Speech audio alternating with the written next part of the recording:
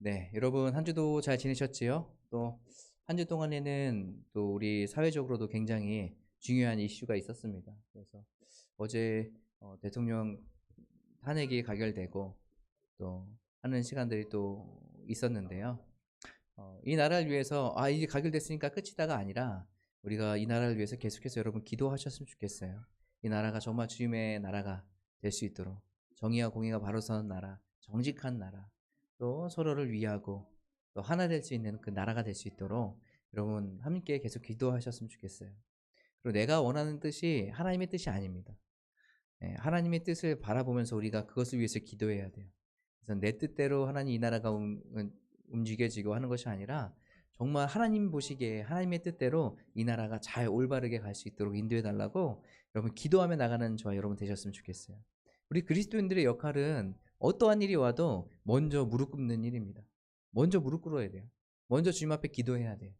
여러 가지 사회 현상들, 우리의 삶들을 바라보면서 우리는 먼저 기도하며 나가야 되네요. 이게 신앙인들의 참 자세 아니겠습니까? 어떠한 상황과 환경을 좀 보더라도 여러분 그 가운데서 먼저 무릎으로 나가는 저와 여러분 되셨으면 좋겠어요. 그래서 우리 기도하는 끈을 놓지 않고 호흡을 멈추지 않고 계속해서 우리가 함께 기도하며 나가는 우리 모두가 되길 간절히 소망합니다. 오늘 대림절 세 번째 주죠. 세 번째 주를 이제 지나고 있는데요. 우리는 주일마다 예수님에 대해서 예수님의 오심을 기다리면서 함께 말씀을 나누고 있습니다. 그 저번 주에 여러분과 같이 말씀을 나눌 때에도 세례 요한에 대해서 이야기를 같이 했어요. 오늘도 마찬가지로 세례 요한이 세례를 받기 위해서 따라왔던 모였던 그 무리들에게 했던 말씀들, 그들과 대화한 내용들에 대해서 오늘 말씀을 통해서 이야기하고 있거든요. 우리가 저번 주에 같이 여러분과 말씀을 나눴을 때 중요한 것은 우리가 주의 길을 곧게 하는 것은 주님 앞에 나가서 회개하는 것이다라는 것을 이야기했습니다. 여러분 기억나십니까? 기억나시죠? 우리가 주의 길을 예비하고 주의 길을 곧게 하는 것은 먼저 우리가 우리의 죄를 자복하고 주님 앞에 회개하며 나가는 그런 삶을 살아가야 된다. 이것이 첫 시작이다라는 것을 여러분과 함께 나눴습니다.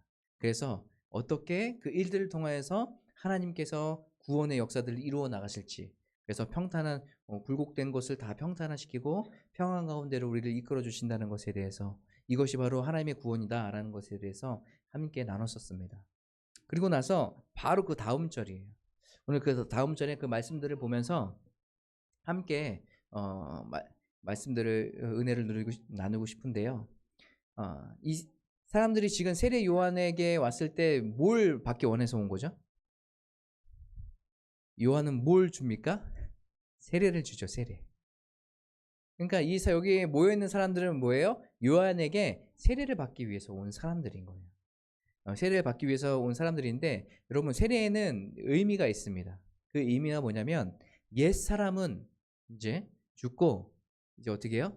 그 세례를 받음으로 말미암아서 침례라고 하죠. 우리 세례라기도 하고 침례라기도 해요. 침례교에서는 실제로 그 교회 지하에나 어디에 이렇게 목욕탕처럼 돼 있어서 침례식을 하겠습니다 하면 거기 가서 아예 이렇게 물로 담가서 다시 이렇게 빼거든요.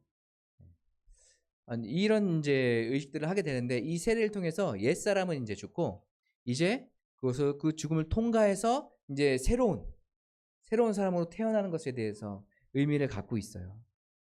그래서 이게 새로운 생명을 얻게 된다는 것을 의미하고 있는데 여러분 그 구약 시대에도 이것을 세례를 의미하는 것이 있다라고 합니다. 그게 뭐냐면 홍해를 건넌 일이에요. 이스라엘 백성들이 출애굽해서 홍해를 건너잖아요. 구약에도 마찬가지로 이 세례를 이야기하면서 이 신약에 있는 사람들이 뭘 얘기하냐면 구약에도 세례를 받았다라고 얘기하는 거예요. 그런 세례 의식이 있었다. 그것을 바로 홍해에 대해서 이야기하고 있는데요. 이 홍해는 뭐예요? 그 전에 이스라엘 백성들이 애굽에 있다가 나왔어요. 나와서 이제 하나님께서 예비하신 적과 꿀이 흐르는 땅으로 가려고 해요. 그런데 무엇을 만났냐면 앞에 홍해를 만나게 됐어요. 뒤에는 애굽의 군사들이 쫓아오게 됐어요. 이때에 하나님께서 어떻게 하십니까? 모세를 통하여서 그 홍해를 가르게 하셨어요. 그렇죠? 그래서 마른 땅을 건너가게 하셨어요.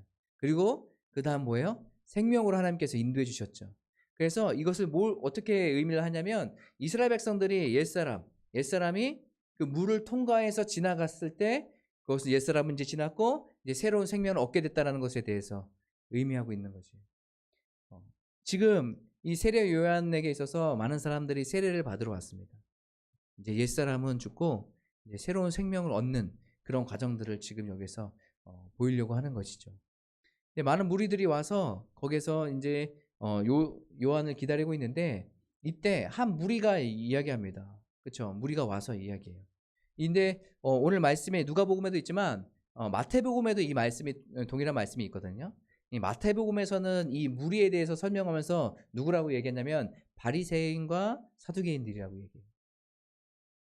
이때 당시에 어떤 사람들이에요?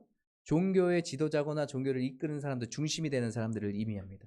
그러니까 이 사람들이 지금 여기 와서 세례 요한한테 와서 세례를 받으려고 하는 거예요. 그런데 참 놀라운 것이 오늘 말씀에 7절에 보면 이렇게 나와 있습니다. 7절에 한번 보여주시겠습니까? 함께 읽도록 하겠습니다. 시작. 요한이 세례를 받으러 나오는 무리에게 이르되 독사의 자식들아 누가 너희에게 일러 장차 올 진노를 피하라 하더나. 오늘 그때 당시에는 이 바리새인과 이 종교 지도자들은 어떤 사람들이었습니까? 그래도 그 안에서 좀 말씀을 잘 지키는 사람들이라고 하는 사람들 아니겠어요? 그래도 이 사회에서 좀 정직하게 살아가려고 노력하는 사람들 이렇게 우리가 인식되지 않겠습니까? 그런데 그러한 사람들을 바라보면서 오늘 이 세례 요한은 뭐라고 얘기하고 있어요? 독사의 자식들아라고 이야기하고 있어요. 그러면 이 얘기를 하는 것은 무엇입니까? 무언가 신앙이 잘못됐다는 거 아니겠어요?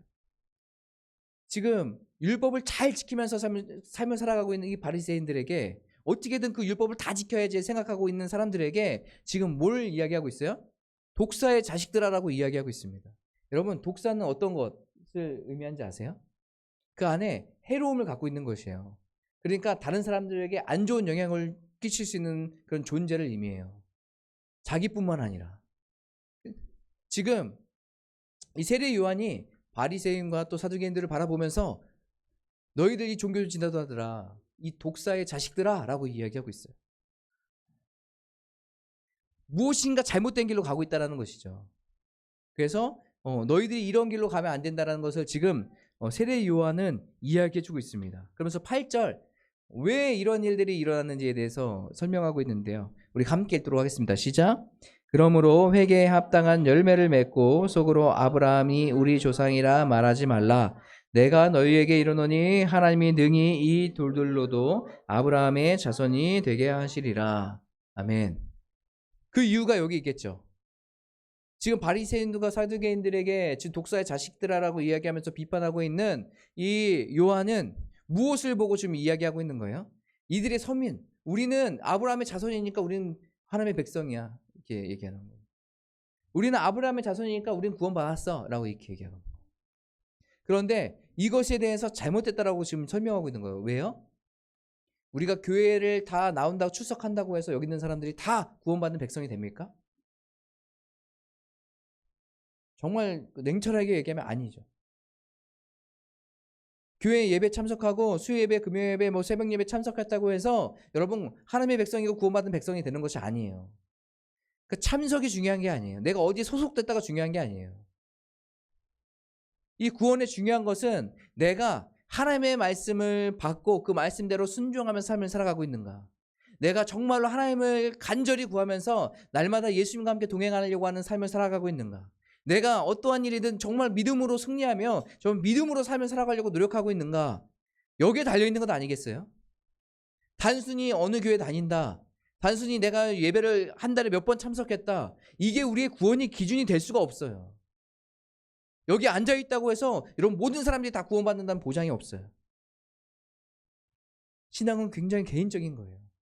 내가 주님 앞에 나가야 돼요. 여기 앉아있다고 해서 그냥 다 같이 갈 수 있는 것이 아니에요. 오늘 이 바리새인들 자신들이 노력하겠죠. 그렇죠? 최선을 노력해서 지금 율법 지키려고 노력하는 사람들 아닙니까? 그럼에도 불구하고 지금 이것이 잘못됐다는 것을 이야기하면서 너희들에 있는 그 선민사상, 너희가 그냥 다윗의 자손이라고? 그러면 너희들이 그렇게 행할 수 있어? 아브라함의 자손이라고? 너희들이 그렇게 행할 수 있어? 자손이라는 그런 것, 그 말 하나로 너희들이 구원받는 백성들이 아니야 라는 것에 대해서 이야기하고 있는 거죠. 그래서 이 구원은 어떻게 해요? 믿음으로 받게 된다는 것을 우리가 알 수 있게 되는 것이죠. 그래서 이들에게 이렇게 얘기했을 때 그래도 이들이 참 요한에게 물어보는 것이 그러면 우리가 어떻게 됩니까? 라는 것이죠. 그러면 어떻게 됩니까? 그래서 9절 말씀에 이렇게 나와 있습니다. 이미 도끼가 나무 뿌리에 놓였으니 좋은 열매 맺지 아니하는 나무마다 찍혀 불에 던져지리라. 지금 바리새인과 지금 종교 지도자들이잖아요. 그들이 그래도 종교에서 좀 그래도 우두머리 있는 사람들이잖아요. 그 사람들이 이게 지금 독사의 자식들이라고 평하면서 지금 무엇을 얘기하냐면 너희들이 이제 곧 찍히게 될 것이다라는 것을 얘기해요. 찍히게 될 것이다. 임박했다라는 것을 얘기해요. 이것에 대해서 오르게라는 그런 말을 아랍어로 사용하고 있는데요. 그 오르게의 뜻은요. 우리가 이제 나무 있잖아요. 나무 있는데 지금의 너희들의 상태가 어떤 상태냐면 우리는 지금 같은 경우는 뭐 이렇게 전기톱으로 막 자르긴 하지만 예전 같은 경우는 도끼로 이제 찍어가지고 나무를 하잖아요. 이제 뿌리에 대고 도끼를 들고 손을 쳐서 딱 찍기 직전이라는 거예요. 이 상태가. 지금 요한이 바라보는 이 바리새인들의 상태는 지금 이 상태라는 것이에요. 하나님께서 지금 찍기 직전이라는 것이에요. 지금 너희들의 상태가 지금 이렇다라는 것을 지금 이야기해주고 있어요. 그러면서 너희들이 어떻게 삶을 살아야 되는지, 어떤 것이 너희에게 좋은 열매가 맺을 수 있는지에 대해서 설명하고 있는데요. 10절 말씀에 이렇게 나와 있습니다. 무리가 물어 이르되 그러면 우리가 무엇을 하리까? 그럼 우리가 어떻게 해야 됩니까? 지금 우리 위기 상황 가운데 있고 우리가 진짜 거의 죽음의 문턱까지 가 있는 것 같은데 그러면 우리는 그럼 어떻게 살아야 됩니까? 라는 것에 대해서 이야기하죠. 그렇게 이야기할 때 11절에 이렇게 이야기하고 있습니다. 대답하여 이르되 옷 2벌 있는 자는 옷 없는 자에게 나눠줄 것이요 먹을 것이 있는 자도 그렇게 할 것이니라 하고. 지금 뭘 하고 있습니까? 옷 2벌 있는 자. 두 가지 해석이 있을 수 있어요. 하나는 내가 갖고 있는데 더 넉넉히 갖고 있어가지고 그 넉넉히 갖고 있는 거를 다른 사람에게 나눠주는 거. 이게 첫 번째 의미가 될 수 있겠죠. 근데 또 한 가지 의미가 있는데요. 또 한 가지 의미는 뭐냐면 여러분 이때 당시에는 사람마다 뭘 갖고 있죠? 옷 2벌씩을 입었어요. 그러니까 속옷, 겉옷 할 때 우리가 속옷이라고 하면 우리가 지금으로 생각하는 그런 속옷이 아니에요. 그냥 속에 입는 옷을 얘기해요. 이런 옷이고 겉옷은 뭐냐면 이 속에 입는 옷 위에 걸치는 거예요. 잠바 같은 거, 뭐 큰 담요 같은 거, 막 그런 걸 얘기해요. 그러면 왜 이것이 필요했냐면 이때 당시에는 여기에서 사는 사람들이 다 어떤 사람들이냐면 굉장히 일교차가 심했고 그리고 햇볕도 뜨거웠잖아요. 그러니까 낮에는 햇볕을 가리면서 그걸로 이렇게 해서 다니고 또 저녁에는 추워지니까 그걸로 덮고 하는 그런 역할을 했단 말이에요. 그래서 이 사람들은 이때 당시에 겉옷과 속옷을 함께 입었어요. 함께 입었는데 오늘 뭐라고 해요? 옷이 2벌이라고 얘기하고 있잖아요. 내가 갖고 있는 옷 중에 뭘 하라고 했어요? 한 벌을 이웃에게 주라는 거지. 필요한 사람에게.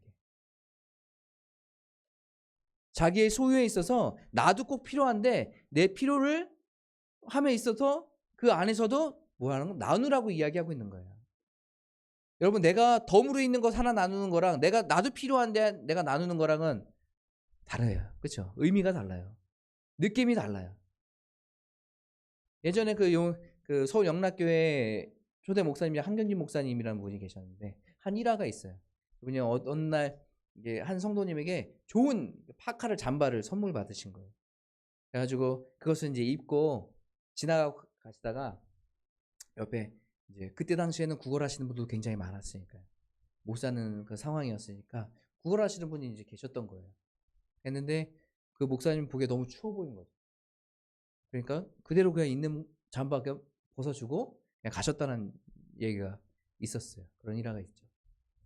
저는 뭐냐면 그분도 지금 필요한 상황 아닙니까? 추위에? 그 목사님도 추위에 그 필요한 그 잠바예요. 필요한 상황인데 내가 하나 덤으로 있어서 내가 가방으로 갖고 가다 준 게 아니라 내가 입는 옷을 어떻게 해요? 다른 사람에게 준 거예요.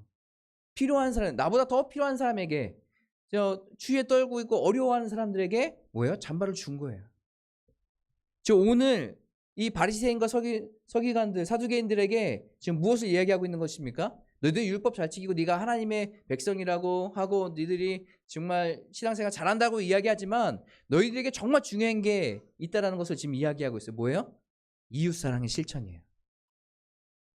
겉으로는 하나님 앞에 예배 잘 드리는 것 같아요. 교회에 와서 예배 잘 드리고 말씀 잘 읽고 묵상 잘해서 가지고 묵상 노트 막 잘 써고 이런 것도 중요해요. 근데 이거보다 우리가 이 말씀을 이거는 뭐 내가 한 거 안 써도 이 말씀대로 내가 살아가는 것이 더 중요하다는 것을 여러분 깨닫기 바래요. 말씀을 우리가 받고 우리가 말씀이 무슨 뜻인지 알았는데 그 말씀대로 살지 않는다면 그것은 죽은 믿음이에요. 오늘 이 바리새인과 이 무리들에게 지금 뭐라고 얘기하고 있습니까? 너희들에게 이웃을 사랑하라고 이야기하고 있는 거예요. 너희 이웃들에게 도와줘라. 너희 겉옷을 하나를 벗어줘라 라는 것을 의미하고 있어요. 그냥 고상한 척하고 내가 그냥 신앙 잘하는 척하고 이러지 말고 척만하지 말고 실제로 행하라는 것에 대해서 이야기하고 있는 것 아니겠습니까? 두 번째 무리들이 있습니다. 어떤 사람들이 있었냐면 그들뿐만 아니라 12절에 보면 세리들도라고 이야기하고 있습니다. 12절을 함께 같이 보실까요? 함께 읽도록 하겠습니다. 시작. 세리들도 세례를 받고자 하여 와서 이르되 선생이여 우리가 무엇을 하리이까 하매 라고 이야기합니다. 이때 당시에 이 세리는요 징수권을 따로 샀어야 됐어요. 그러니까 로마 정부로부터 내가 이 징수권을 사가지고 내가 세금을 받을 수 있는 그런 역할을 할 수 있도록 징수권을 자기 돈을 틀어서 샀어야 되는 거예요. 근데 이 징수권만 있으면 자기는 부자가 되는 건 따놓은 당상인 거예요. 왜 그럴까요? 로마에 바치는 세금은 정해져 있어요. 정해져 있고 그 외에 더 많이 거치면 거칠수록 이 세리는 어떻게 되는 겁니까? 다 내 거가 되면서 더 부자가 되는 거예요. 엄청난 부자가 되겠죠. 그러면 이 사람이 자기가 누리고 더 부자가 되려면 어떻게 해야 되겠습니까? 어떻게든 꼬투리를 잡아서 세금을 더 내게 만들어야 되는 거예요. 왜요? 내가 더 누리려면, 더 잘 쓰려면, 내가 많은 사람들을 부리려면 나는 어떻게 해요? 다른 사람에게 꼼수를 써서 다른 걸로, 불법적인 걸로 세금을 받아야 되는 것이죠. 그래서 오늘 13절에 무엇을 이야기하고 있냐면 이르되 부과된 것 외에는 거두지 말라 하고, 세리가 지금 요한 앞에 나와서 우리는 그럼 무엇을 해야 됩니까? 라고 얘기했을 때 회개에 합당한 열매가 뭡니까? 라고 얘기했을 때 뭐예요? 너 세금 더 걷지 마. 이거 얘기해요. 부당한 거 걷지 마 라고 얘기하고 있어요. 잘못된 것 하지 마라는 것이.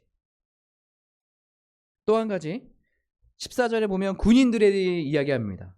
군인들도 물어 이르되 우리가 무엇을 하리이까 하매 라고 이야기하고 있어요.